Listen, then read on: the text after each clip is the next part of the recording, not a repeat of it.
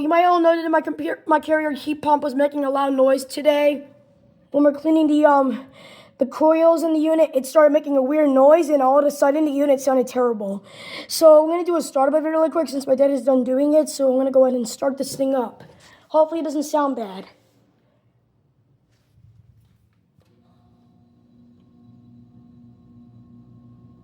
That sounded way better than the last time, so that's great.